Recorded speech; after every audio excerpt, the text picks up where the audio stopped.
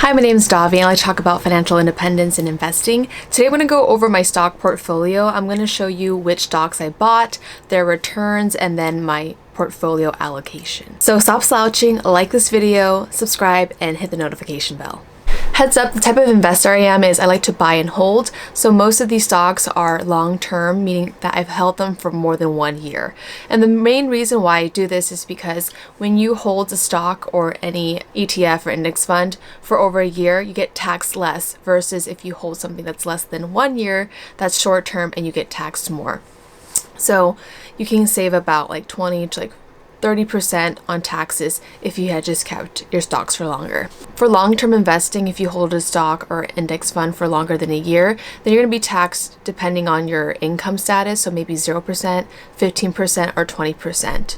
Versus short-term investing is taxed like regular income tax, so you can be paying up to 37% in tax for short-term gains. For example, let's say if I buy Nvidia and I only hold it for 6 months, I can pay up to 37% off my profit or unrealized gains.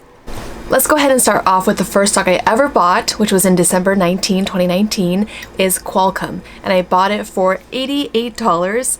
And Qualcomm is a company in San Diego that creates semiconductors. Things are really important for smartphones, Wi-Fi, smartwatches, vehicles, 5G, 4G, and all those really important devices that we use every day. And so far, I've been dollar cost averaging with Qualcomm, and I've made 59% or $1,000 and $518. But we'll just go with percentage because money is relative, so I don't want you to compare like how much money I have versus how much money you have or may not have, okay?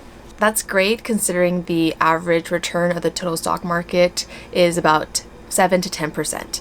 So I'm making 5 times more than the total stock market average return, which is significant. Next company that I bought was the next day in December 20th, 2019, which is Apple. We know Apple, they sell smartphones, smartwatches, TVs, cloud services, and Apple is the #1 company in the entire world based on their market cap. So the market capitalization just means that it's how many shares that people own times the cost. I bought my first stock of Apple for $70.66. Thus far, I've made 37% return.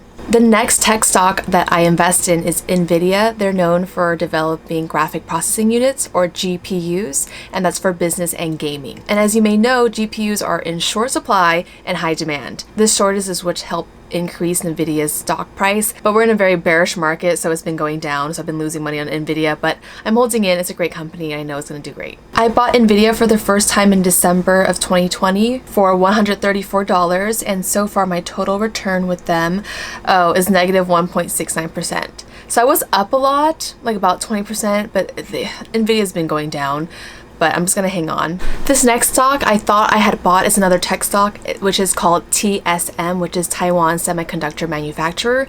They make semiconductors and Apple just recently partnered up with them. So that's huge. I thought I bought a share, but I guess not, so I'll do that. And right now they're currently priced at $117 and they've been dropping for the last week. So it's a great time to buy for me, which I'll do in a little bit. Now we're gonna move on to non-tech stocks, and the next one is Tesla. We know that Tesla makes electric cars. I bought my first stock of Tesla on September 2nd, 2020 for $434. The stock exploded, then split into 2 again. Kept on buying. My return for Tesla this far is 134%. Again, this is a long-term hold, so it's been more than a year, so I will be taxed less once I sell. But for now, I'm going to be holding for a while. The next stock is Boeing, and I bought this before the pandemic hit and the airline industry was booming. People were traveling, their traveling is more affordable, and the pandemic happened. I bought my first Boeing stock in June 3rd, 2020, and for $166, but now Boeing is at $113 of this recording, and I've lost 5% on this. Again, I'm not too worried about this because I'll be holding this long term. We'll see where the future holds, but I'm optimistic. The next airline stock that I bought is Delta. Again, I saw that the airline business was booming before the pandemic, then it went downhill. I bought my first stocks of Delta on June 8th, 2020. Right now, the price is $29.25, so I made about 6% gains for Delta. All right, the next two stocks that I invest in are real estate based. And one thing about REITs, which are real estate investment trusts, they're mandated to give back their shareholders dividends monthly. So every month I get like a few dollars back in investing into these two companies. All right, the first one is AGNC. AGNC, they mostly invest in residential properties. I bought the first stock or REIT in January 5th, 2021. And so far I've had a loss of, or unrealized loss of -4%, but that's fine because every month I get dividends, which is really nice. The next REIT I want to talk about is O, which stands for Realty Income Corporation. The REIT O invests in single tenant commercial properties in the US, Spain, and the UK.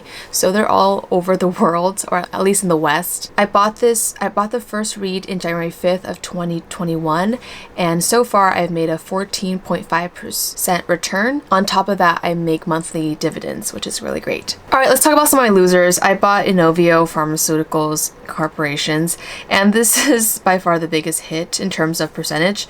I bought this thinking that it was going to help with COVID and all of this stuff in June 26th of 2020. And right now I'm at an 85% loss. Luckily I didn't invest that much money into it. So in total, I have an unrealized loss of $68. Whenever I say unrealized, it's because I haven't sold the stock yet. So I haven't actually lost my money yet. So it's unrealized gains or unrealized losses. Okay, another loser stock I have right now is Square, and they've rebranded and renamed themselves Block. And at first it was making money. If you don't know, Square is a money processing app. Like, probably seen it when you're buying your food or, you know, your clothing, that they'll have Square on the iPad that you swipe your credit card on. First bought their stock in March 5th, 2021 for $209. I'm at a 41% loss. I'm losing $745 on this one. You can't win them all. The next stock that I have is T-Mobile. T-Mobile is one of those data cell phone providers that I have. I actually have T-Mobile too, and I have a checkings account with them. It offers 4% APY for checkings, but that's only if you use their debit card like 10 times a month. I just stick to their 1% APY just by having it. I bought this in December 19th of 2019 when I first started investing. So far I've just held it and I've made 20%. And the next two stocks that I have in my investment portfolio are actually index funds. First one I have is VOO. I just recently bought that January 21st, 2022. So far I'm at a loss of 0.50%, which is fine because the market is down. So I'm sure it'll grow over time as long as I hold it. I also invested into VTSAX, which is the Vanguard Total Stock Market. I bought that March 24th, 2021. I wanted to add some more secure and safer investments into my Fidelity brokerage account, and so far it's returned 8.97%. I think that's my entire portfolio. Let me go over my allocations. Just heads up, this is a very risky, stock heavy portfolio because I'm young, and I also can tolerate more risk. I know I have several decades to let this money grow, and that's why I'm not really flinching when I'm buying more tech stocks, even though the market is down. Alrighty, in terms of percentage of my account, let's take a look on which I have the most of. Starting with VTSAX, that is 40.5% of my account. Next is Nvidia with 13.30%. Next is Qualcomm, which is 10.49%. Apple is 9.02%. Tesla is 8.73%. That's mostly due to the unrealized gains I've had over time. Dude, I was super lucky I bought it when it was $400. Oh, living the life right now. Sorry, like humble brag. I'm like totally bragging. Boeing is at 5.41%. Next, Square is 2.76%. O is 2.68%. That's the REIT, or the real estate investment trust, the property. Next, VOO is 1.30% of my portfolio. Delta, 1.28%. AGNC, the REIT, the property holding one, is 0.95%. T-Mobile, 0.84%. The O is 0.04%. Inovio, luckily, is 0.03%. And then lastly, 0% is the Fidelity government market. My camera just poo-pooed on me. If you enjoyed this video, please like, subscribe. It really helps out this small channel. And I'm gonna go to New York in a few weeks for my birthday month. February 8th is my birthday. I'm going there to help my friend look for some apartments, and I'm hoping to record and see how much this apartment costs in New York. So if you're interested in that, I'm going to do that video. And I kind of want to move and shift more into like some vlogging lifestyle videos that are, you know, somewhat centered around money. So I hope you have a great day, and I'll see you in the next video. Bye.